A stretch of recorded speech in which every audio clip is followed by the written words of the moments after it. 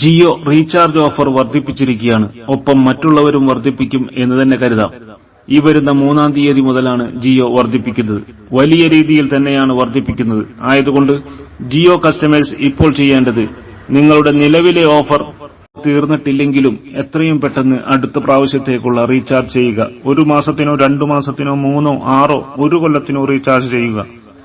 നിലവിലെ വിലയ്ക്ക് തന്നെ ഓഫർ ലഭിക്കുകയും നിങ്ങളുടെ നിലവിലെ ഓഫർ കഴിഞ്ഞതിന് ശേഷം മാത്രമേ നിങ്ങൾ ചെയ്യുന്ന റീചാർജ് ഓഫർ സ്റ്റാർട്ടാവുകയുള്ളൂ എന്നതുകൊണ്ട് തന്നെ എത്രയും പെട്ടെന്ന് റീചാർജ് ചെയ്യുക.